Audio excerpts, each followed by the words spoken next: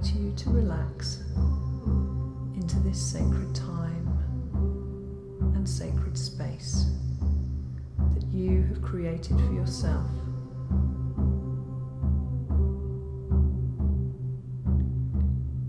I invite you to fully immerse yourself in this radical act of self-love, to step into your power, to become your own healer, your own shaman.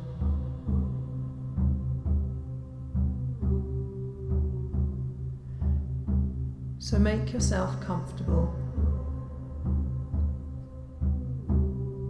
Take a few deep breaths to prepare yourself for the journey ahead. And dive into this deep medicine of the imagination.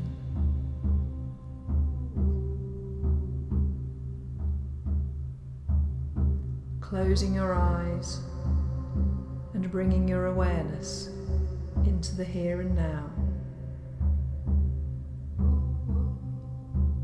into this time and into this place.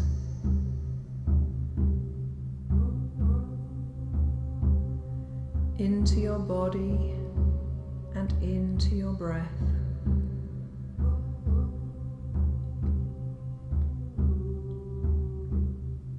Because this is time for you. It's time to be, time to rest, relax, release, and recharge.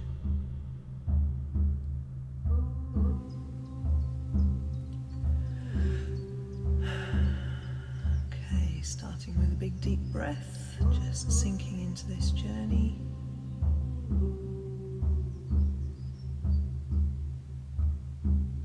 What do you have for me today then, allies?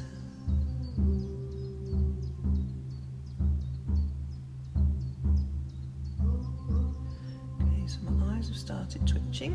That's often a sign that Goddess Isis is near. Can't see her yet. What I'm seeing is a bit of a strange image, really. How do I describe it? The first thing that that came to mind was a big queen bee, but this isn't a queen. Well, I suppose it is a queen. It looks a bit like a queen bee. I'm a beekeeper, so I keep honeybees, and it doesn't look like a queen honeybee, but it does look a bit like a queen bumblebee. I can see this image of a queen bee. It's almost like it's being suspended. She's not flying, she's being suspended by something. Big deep breath, and she's kind of wiggling her legs about and trying to move, but she can't. It's like she's been suspended, and it's almost like she's being held in like a harness or something. The image is quite strange and it's not that clear. Okay, and I got a big deep breath as I was describing it then as well. Okay, what is this queen bee, suspended, harnessed queen bee image about, please? I'm being told we need to free the bee. Free the bee. Okay, how are we going to do that then? I call to my allies who are going to come and help to free the bee. How are we going to free this bee? Cut away the straps is what I'm being told.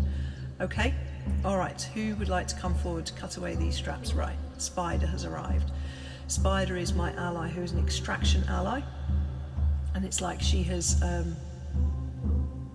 Oh, that's interesting. Okay, it's like the bee is suspended in a web, like a spider web, and Spider has turned up. But it's not her web that the bee is suspended in. She's come to actually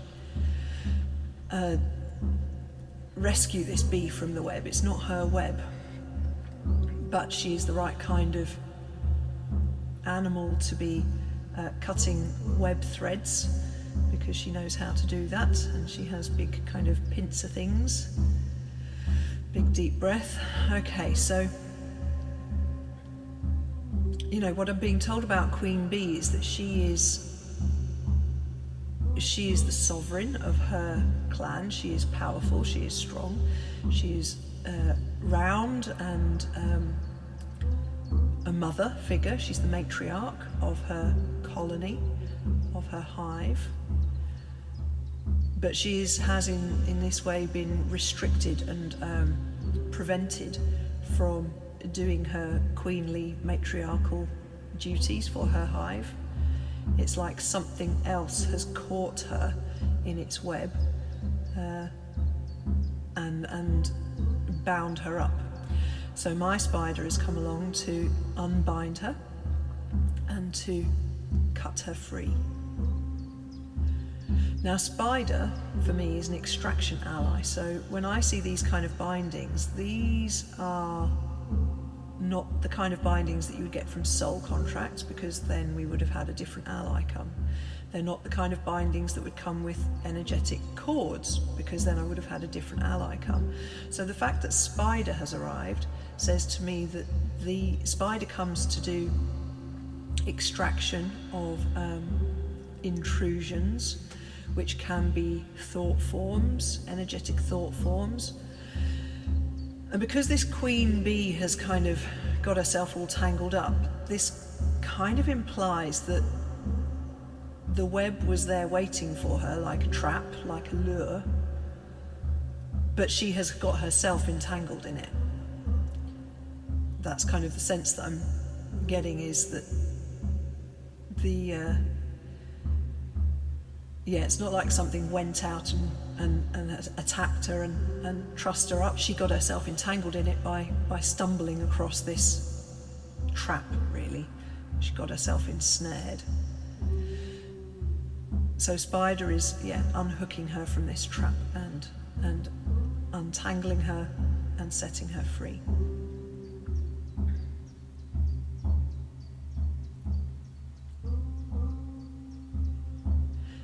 So I'm also being given the analogy of bees being all about community beings. You know, they very much work in groups, in colonies, in communities. They work for the good of the greater whole. They don't work individually for individual benefit. They work very much for the superorganism of the colony and of the hive.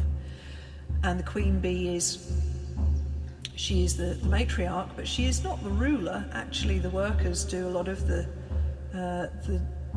decision making. They're kind of like the civil servants. She just sits on the throne and lays the eggs, and she gets attended to by the workers, but she doesn't rule the roost. She doesn't make the decisions. It's actually the workers that make the decisions. So it's an interdependent, interconnected community system, of which she is an integral part and a completely necessary part, but she doesn't rule everything, is what I'm trying to say. Okay, allies, what do you have next for me? Okay, they're telling me she's free. She's free, and I've got the little saying in my head going round: she's free to be who she wants to be. Again, we've got this analogy of the bee, haven't we? Free to be free. She's free to be free. She's free to be who she wants to be, and she's free to be free. Okay. I feel like I'm being given little riddles and rhymes here. You are free to be who you want to be the best that you can be as well. Okay, that's a nice addition. You are free to be who you want to be the best that you can be.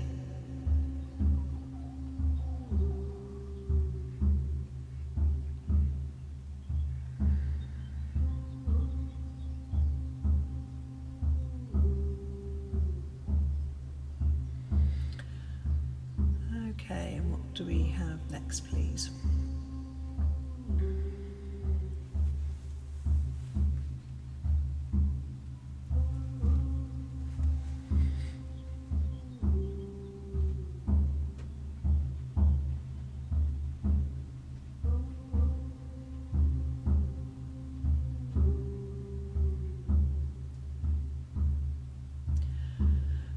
again, I'm being given a bee-based analogy. The message here is, don't forget to taste the nectar and the sweetness in life. So this idea that bees are very busy working, they're highly productive creatures. They are busy, we have the sayings, don't we, busy bees, and they are worker bees, and they're constantly working. Even the queen's constantly working. She's like constantly laying eggs all the time. So bees are very, very active. They're very, very productive. But I'm being reminded of also the beautiful analogy of the fact that bees also bumble around and buzz around, really having a lovely time landing on flowers, collecting pollen and nectar, which is the sweetness of life. It's sweetness. What is honey? It's sweetness. It's the natural form of sweetness that we find in our natural world. And who doesn't love being surrounded by flowers? This is what bees do all day, day in, day out, is they fly around to flowers, they collect the pollen, they collect the nectar. Sometimes they fall asleep in the flowers. I've seen some brilliant pictures of bees who have fallen asleep in flowers. Sometimes they kind of fall asleep head first in the flower with their bums sticking out, or they get completely covered in pollen and then just keel over and fall asleep in the flower. And sometimes they don't come back to their hive at night. They normally come back overnight, but very occasionally, if it's good weather and it's not cold, they'll fall asleep on their flowers overnight and come back the next day. So the message here is about taking a break and not feeling like you have to work 10 to the dozen all the time. Yes, bees are busy. Yes, they're productive. Yes, they are very active in their efforts, in their pursuits, in their community hive-based activities, but they also take time out, and they also fall asleep in the flowers, and they also take in the sweetness of life, which is their food. That's what they make, is honey. It's their food. That's how they live and survive. So receive this message of being able to relax in the flowers and receive the sweetness of life, which really, if we equate that into a human level, an everyday level, is about having time to rest, relax, and do the things that make you feel good. Self-care, looking after yourself, doing things for the enjoyment, not just because you feel like you have to, or there is a duty to, or there is an expectation to, but just relaxing into the pleasure of life. Doing the things that you love to do, doing the things that make you happy, doing the things that bring you joy, doing the things that make your heart sing and your soul feel contented and at peace.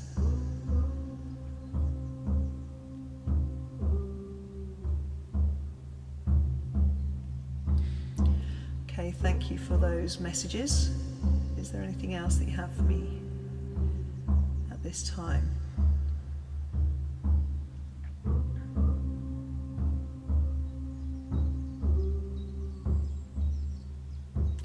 Again, just a reinforcement of that message. We need to remember how to be happy, is what I'm being told. We need to remember how to be happy, and it's very simple, is what they're saying. It's very simple. It doesn't have to be complicated. The things that make us the happiest are the simple pleasures. Again, I'm being told, go and relax in the flowers. And so here I'm being given an image of like a meadow with all sorts of wild flowers, meadow flowers just sprouting up, and being given the image of going and laying down in this field of flowers, like the bees fall asleep in the flowers, laying down in nature, allowing the flowers, which are about beauty and sweetness, to to bring us our healing. So in previous transmissions, I've had other allies come in the form of animals and trees, and today's ally feels very much like flowers are the allies for today's work. Bee very much so as power animal, but also flowers to bring us beauty and sweetness. So connecting with the energy of flowers, to remember those simple pleasures that we receive from looking at flowers, from smelling flowers, from being surrounded by flowers. I've recently been going to the woods and laying down in the bluebells. So there's lots of bluebells out where I am, and just lying down on the forest floor surrounded by bluebells and trees and the birds singing. It's just beautiful and glorious and very, very healing. And so giving ourselves the permission to take time out and to go and be in nature with no expectation of what we should achieve. I'll give you another example. Yesterday I went to the woods. This is definitely my happy place. I like to go walking in the woods and being in the woods, and my children and I have befriended a magpie in the woods. So this magpie is quite cheeky. We were cutting up wood and collecting wood for the fire recently, and this magpie landed on my bag and started trawling the picnic stuff out of my bag and trying to get into our picnic. So we started feeding it little tidbits, and so now we've built up a relationship with this one magpie that lives in a certain area of the woods. And so yesterday I went specifically to go and feed the magpie. That was my intention, and I got there, and for the first time that I've been to that spot, the magpie wasn't there, and that had been my whole intention, was to go and feed the magpie and to make friends a bit more with the magpie and see if I could get it to come a bit closer to me. And the magpie was nowhere to be found, and I was very disappointed because I had set myself an expectation, and in some ways it was a task, you know. And I sat by this tree where I always feed the magpie, thinking to myself, well, what am I supposed to do now? And then the realization hit me of just do nothing, just sit and be. You don't have to do anything, just sit and be and see what comes to you. And so I sat for 5-10 minutes just watching and listening and being present and being aware. And then I noticed a woodpecker who I'd never seen in that area before, but also in the same area as where the magpie lives. And I saw this woodpecker, a black and red and white woodpecker, flying to and from one specific tree, which was a dead birch tree. And so eventually I couldn't see where it was flying to as the other side of the tree, so I circumnavigated the tree. I walked around that area of the woodland and came around to the other side of the tree, and then I could see that there was a hole in it, and that this woodpecker must have been going into a nest to presumably feed little baby woodpecker chicks. So I sat down and I waited for the woodpecker to come back, and sure enough it did, and it hopped into its hole high up in the tree. And so while my expectation had been that I was going to the woods to feed the magpie, something completely different happened, and that woodpecker came to and fro. I saw it 3 times.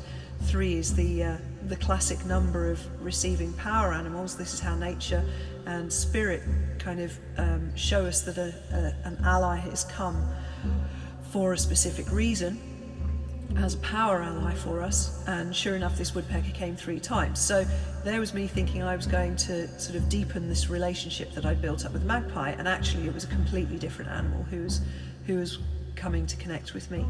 So it's only in these times when we fully release our expectations of what we're supposed to be doing and what our intentions are and what our expectations are of our plans and intentions,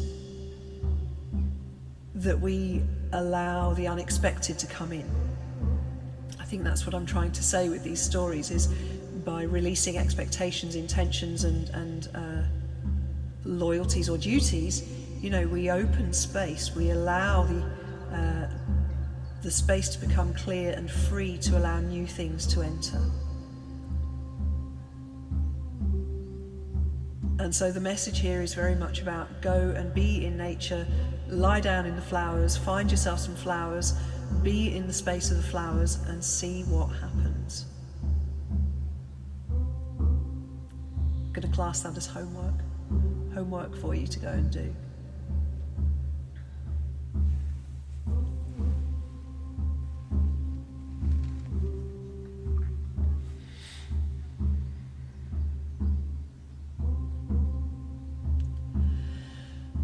Okay, allies, what else do we have today, please?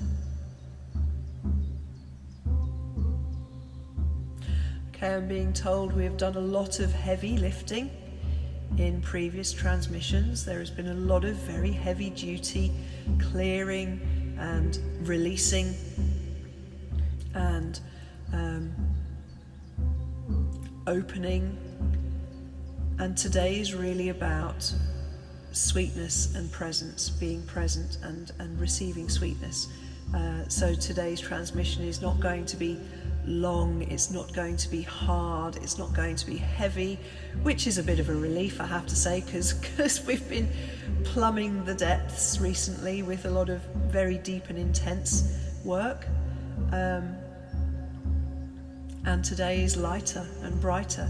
And you know, that is a really good sign. It's a really good sign because it means that a lot of the heavy duty, dark shadow work has been done, actually.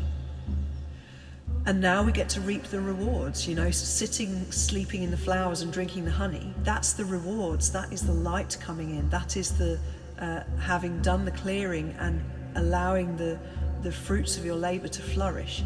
It's allowing the flowering and the harvesting phase, actually, which is the natural phase of midsummer, is where everything starts to flower and fruit, and there is bounty and a plentiful abundance.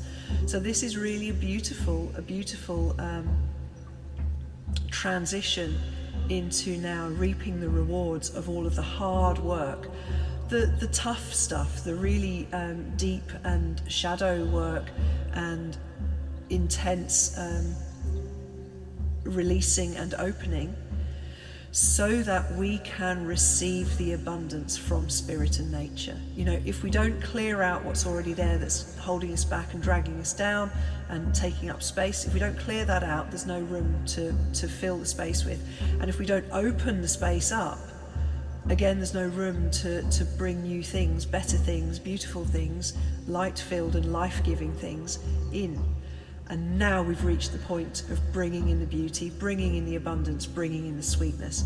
So really just open yourself to receiving that. Open yourself to receiving that and be present, because the thing about abundance is it naturally flows in, just like water will naturally fill a recess, just like light will naturally flow into the dark corners if the obstacles are moved out of the way. You know, you don't have to force abundance to flow in. You don't have to force light to flow in. You don't have to force life to flourish. It naturally wants to do this. It is that's part of its natural inclination. All you have to do is open the doors, open the floodgates, open the shutters on the windows and let all of this beautiful, amazing, life-giving energy flow in. And I think this is what the lay down in the flowers analogy is all about. Really, it's about relaxing into receiving. Okay, that has a nice ring to it. Relaxing into receiving. Go and lay down in the physical, literal, or metaphorical meadows of wildflowers and relax into receiving. Wow, so simple and so beautiful.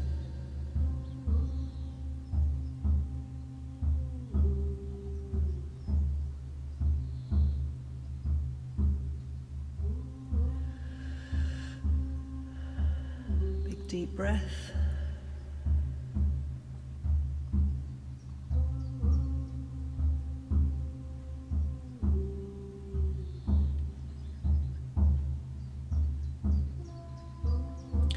And I'm being told at this time that all flowers have now been asked to help with where we are on a global planetary ascension shifting timescale. All of the flowers are now being asked to help us to achieve this goal of relaxing into receiving. This is the job of the flower people, of the beauty bringers of the plant world, of the bright and colourful ones that feed us on so many levels, directly and indirectly.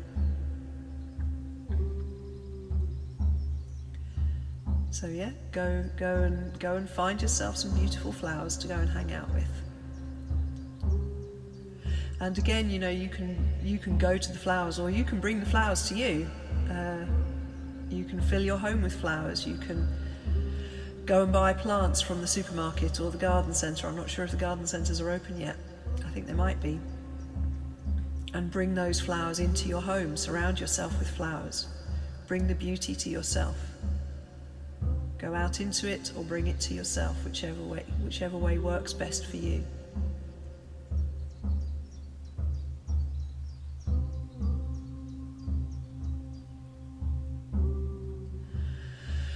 Okay, is there anything else that you wish to show me, tell me, any messages, images that you wish to bring today, please? No, I'm being told we are done. Again, they're saying to me, today's work is short and sweet.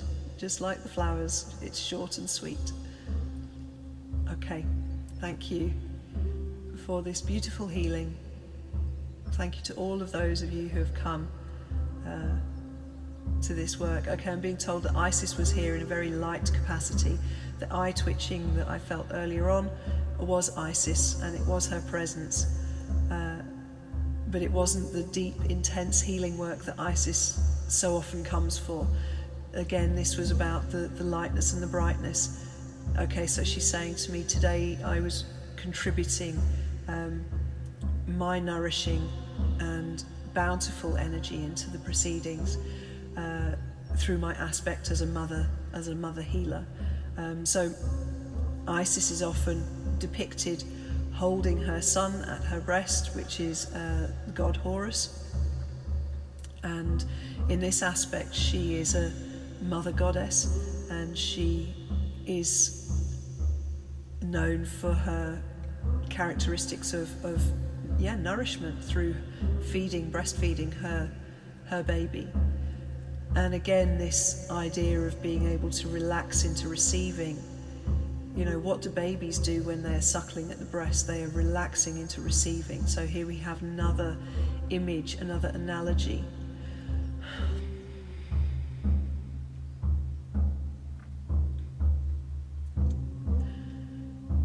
And again, we have Mother Nature coming in here to us as well. It always brings me to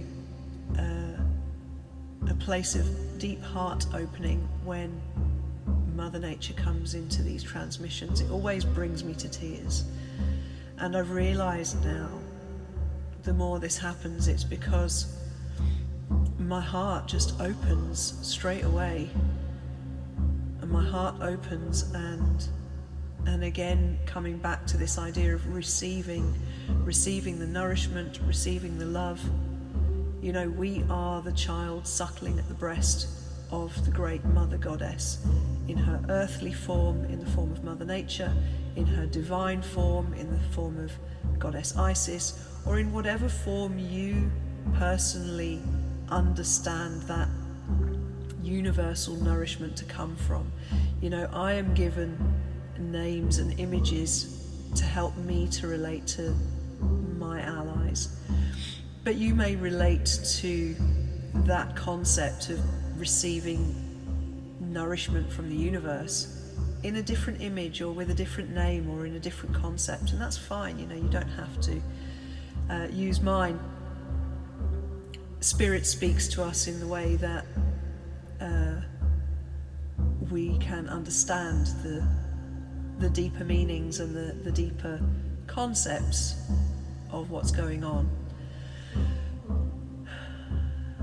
And I'm being told that we are the baby. We are the baby suckling at the breast of the Great Mother. Relax and receive.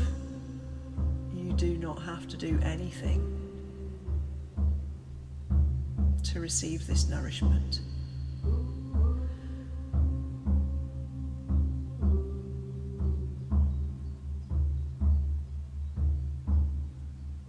I give great thanks for this abundance flowing in today. This nourishment, this nurturing, this love and this sweetness. I give great, great thanks. Thank you for the healing. Thank you for the healing. Thank you for the healing.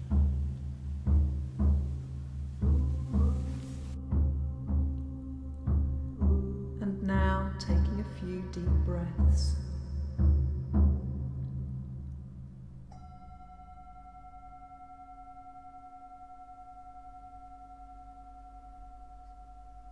Coming back into this time and back into this place. Back into your body and back into your breath.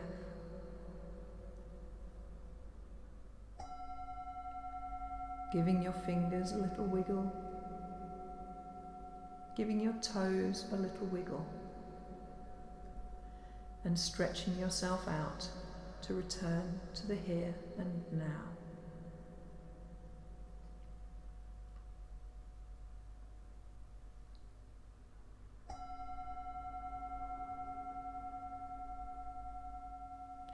And I look forward to taking another soul journey with you soon.